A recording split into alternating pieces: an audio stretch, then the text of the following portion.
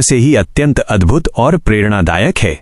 यह कहानी हमें सिखाती है कि ज्ञान किसी शरीर या उम्र का मोहताज नहीं होता। आइए उनके जन्म से लेकर राजा जनक की सभा तक की पूरी कथा जानते हैं। 1. अष्टावक्र का जन्म और श्राप। अष्टावक्र के पिता का नाम ऋषि कहोड़ था और माता का नाम सुजाता। जब अष्टावक्र अपनी माता के गर्भ में थे तब उनके पिता प्रतिदिन वेदों का पाठ करते थे। एक दिन गर्भ के भीतर से ही बालक ने अपने पिता को टोका और कहा, पिताजी, आप वेदों का उच्चारण अशुद्ध कर रहे हैं, इनमें केवल शब्दों का जाल है, वास्तविक ज्ञान नहीं।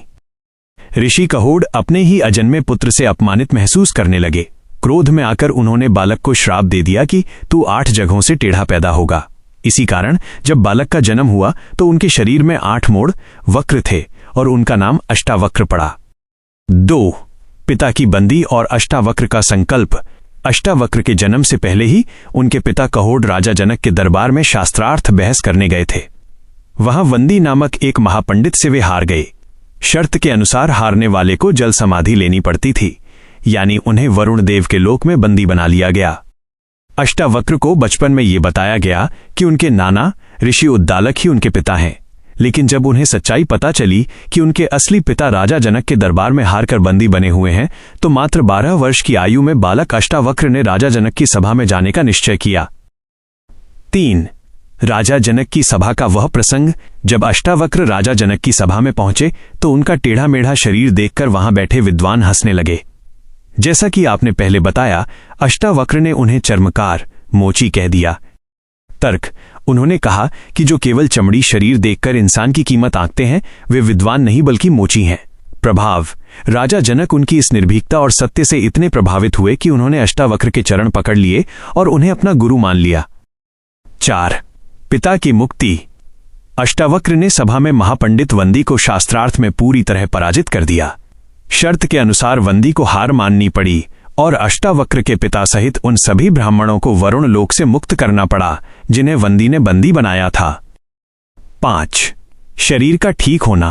कथा के अंत में जब अष्टावक्र अपने पिता के साथ वापस लौट रहे थे तो उनके पिता ने अत्यंत प्रसन्न होकर उन्हें समंगा नदी में स्नान करने को कहा।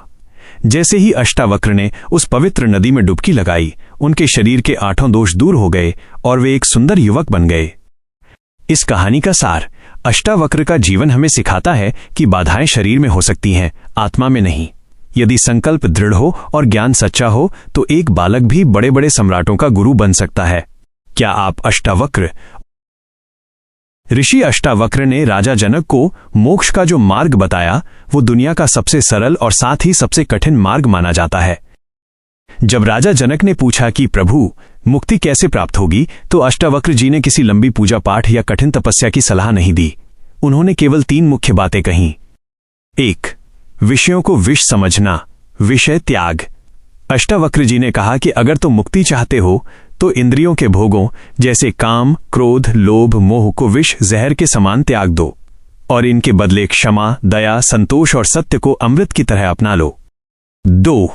मैं शरीर नहीं हूं, देहाध्यास का त्याग। उन्होंने जनक से कहा, राजन, तुम्हारी सबसे बड़ी भूल यह है कि तुम खुद को ये शरीर मानते हो। सूत्र: यदि तुम खुद को शरीर से अलग करके केवल चेतना, कॉन्शियसनेस में स्थित हो जाओ तो तुम इसी वक्त सुखी, शांत और बंधनों से मुक्त हो जाओगे। इसे साक्षी भाव कहा जाता है, यानी खुद के जीवन को एक फिल्म की तरह दूर खड़े होकर देखना। 3. न धर्म न अधर्म, अद्वैत की स्थिति। अष्टावक्र जी ने एक क्रांतिकारी बात कही। उन्होंने कहा कि तुम न ब्राह्मण हो न क्षत्रिय, न तुम ब्रह्मचारी हो न सन्यासी, तुम केवल आत्मा हो। पुण्य और पाप, सुख और दुख, ये सब केवल मन के खेल हैं। जिस क्षण तुम यह जान लोगे कि तुम इन सब परिवर्तनों के आधार, विटनेस हो, तुम मुक्त हो। राजा जनक की परीक्षा। कहा जाता है कि अष्टावक्र जी ने राजा जनक को ये सब तब सिखाया जब जनक घोड़े पर चढ़ने की कोशिश कर रहे थे। एक पैर रकाब स्टिरअप पर था और दूसरा हवा में। ऋषि ने कहा, जनक रुक जाओ। राजा उसी क्षण स्थिर हो गए। न मन में कोई विचार, न शरीर में कोई हलचल। उसी शून्य की अवस्था में जनक को आत्मज्ञान हो गया। निष्कर्ष: अष्टावक्र का संदेश बहुत सीधा है। मुक्ति कहीं बाहर से नहीं आनी है, वो तुम्हारे भीतर ही है। बस अपनी गलत पहचान कि मैं शरीर हूं को छोड़ दो। क्या